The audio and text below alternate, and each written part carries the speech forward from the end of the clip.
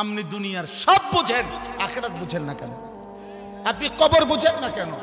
এই বাপ, আরে আমার কথা রাগ হইয়েন না। দুনিয়ার ঘর আপনার, আপনার দাদায় মাটি ফেলাইছে, ভিটা ভাঙছে, আপনার বাবাই হয়তো চারিদিকে বাউন্ডারি ওয়াল দিছে, আমনে আইয়া বিল্ডিং করছেন।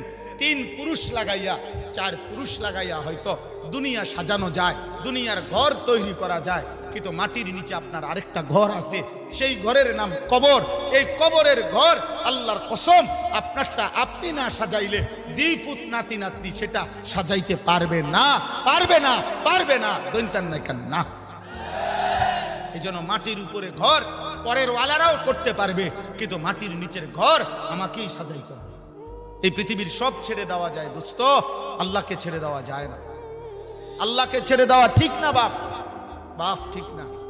এই প্রজন্ম তোমরা এখন খুব বেশি বাড়াবাড়ি করছো, তোমরা বেশি বাড়াবাড়ি করতেছো। এই বর্তমান জেনারেশন, তোমরা যারা কিশোর যুবক, 14 বছর, 16 বছর, 18 বছর, 20 বছর, 22, 25, 24 বছর, তোমরা অতিরিক্ত বাড়াবাড়ি করতেছো বাপ। তোমাদের এই সীমাহীন অহংকার, তোমাদের এই অধ্যত্ব, তোমাদের এই গুনায় ভরা 24 ঘন্টার জিন্দিগি, তোমাদের উপরে খোদার কসম দুনিয়াতেই বড় সড়ো আযাব নিয়ে আসবে।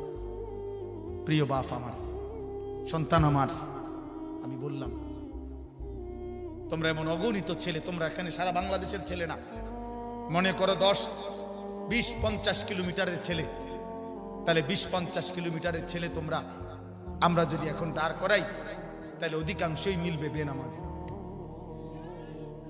সারাদিনে 1 ওয়াক্ত নামাজ পড়ো নাই, 365 দিনে, খোদার 1 বছরে কোনোদিন ফজরের নামাজ পড়লা না।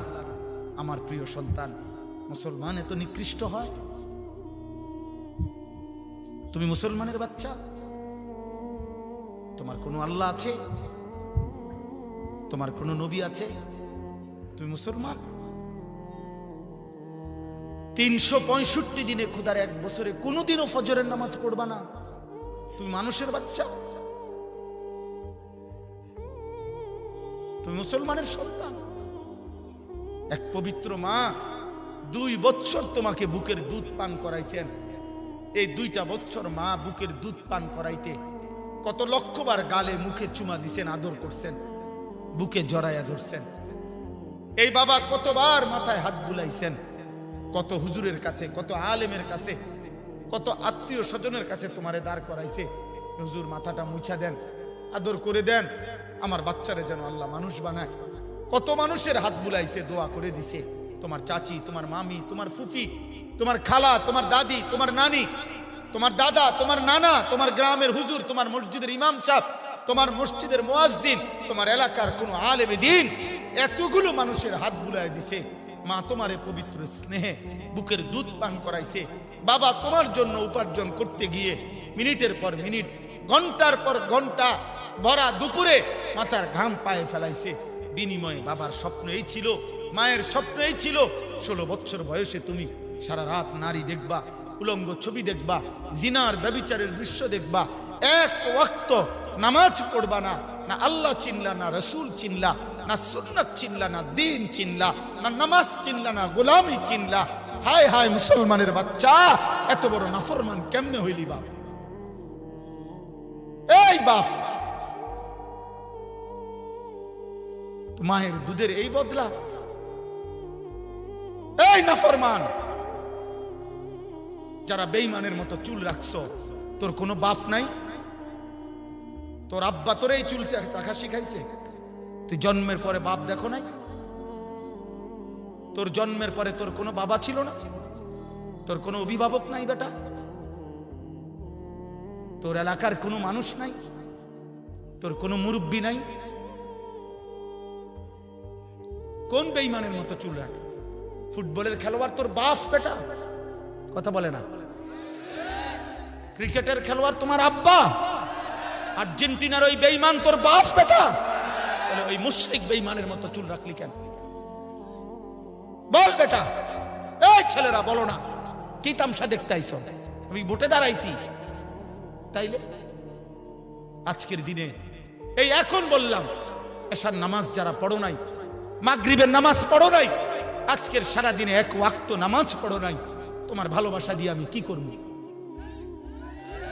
তোমার ভালোবাসা দিয়ে আমি করব কি বেটা? কি করবো আমি বেটা? না ফরমান, তুমি বের হয়ে যা বেটা, বাইরে বেটা, তোর মতো অপদার্থ দিয়ে আমি করবো কি বেটা?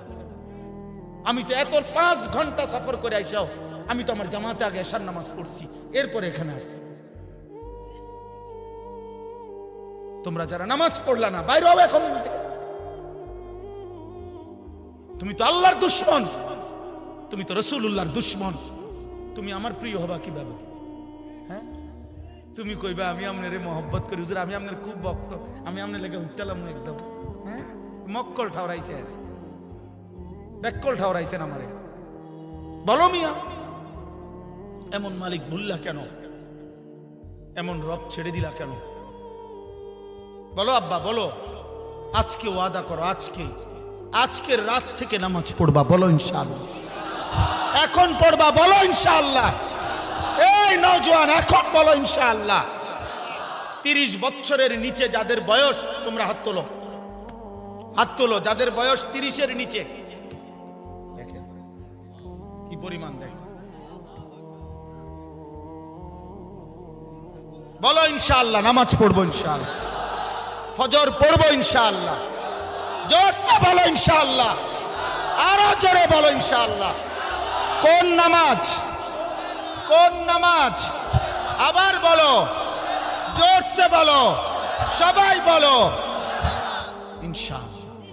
আমি ওয়াদা দিলাম, হাদিসের বক্তব্য এটা, মুসলমানের যে সন্তান ফজর পড়বে নিয়মিত, ইনশাআল্লাহ ওই সন্তান আগামী দিনে ইমাম মাহদীর সৈনিক হবে, দাজ্জালের বিরুদ্ধে লড়বে, পৃথিবীর শেষ ইহুদিটাকেও জিহাদ করবে তাদের বিরুদ্ধে, এবং ওই নওজোয়ানদের দ্বারাই সারা বিশ্বময় কালেমার পতাকা উড়বে।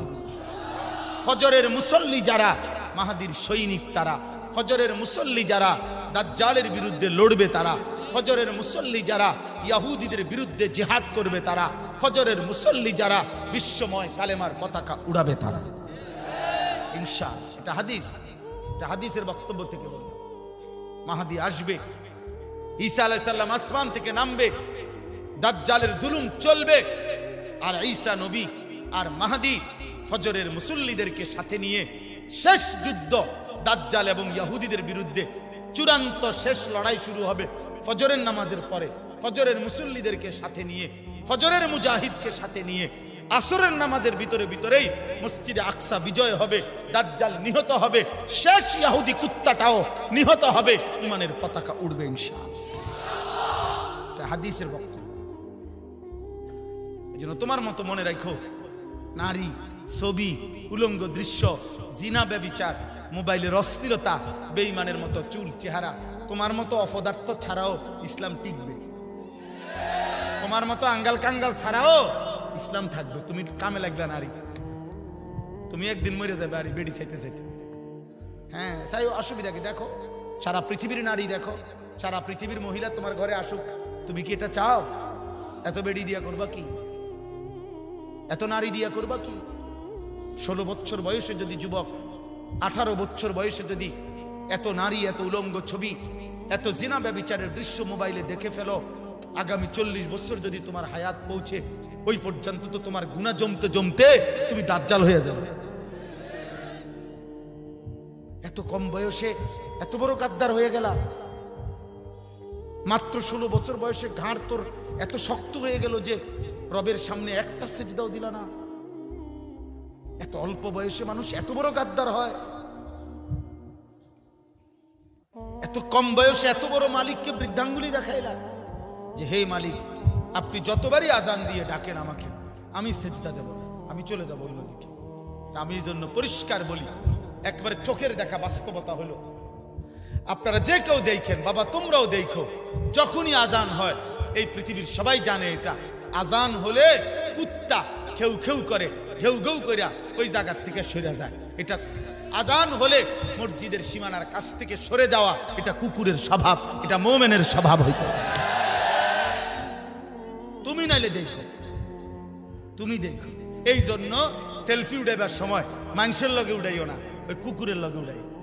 দোস্ত তুই আর আমি মিলছি বালা, দুজন একসাথে উঠাইবা, উঠাইয়া বলবা দেশবাসী কমেন্টস করে জানাবেন আমাদের দুইজনকে কেমন লাগছে সারা দেশবাসী জানাবে একরকমই লাগছে।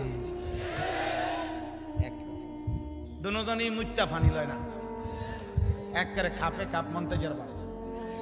আমরা দেশে কয়ারি মনতে যারবা, যে দেশে যারবা বুঝেন নাই? খালাস, এটা বুঝতে শিখেন। প্রিয় ভাই, তুমি বুঝতে শিখো, বুঝতে শিখো। বেঈমান তোমাদেরকে নিয়ে ডুগডুগি খেলে, বান্দর বান্দর নাচায়। ছোট্ট একটা ডুগডুগি আছে, বান্দর যারা নাচায়, এটা নাড়ায়, এটা ডুগডুগ আওয়াজ করে, বান্দর এটা তালে তালে নাচে। আজকে বেঈমান তোমাদেরকে একটা মোবাইল হাতে তুলে দিছে, এবার বলছে ওয়েট, তুমি অপেক্ষা করো, এটা হাতে রাখো, বাকি ডিজাইন যা দরকার, চুলের, প্যান্টের, গেঞ্জি, শার্টের, খানার, চলাফেরার, পছন্দের অপছন্দের সবকিছু আমরা মুশরিক, আমরা ইহুদি, আমরা দেব তোমাদেরকে।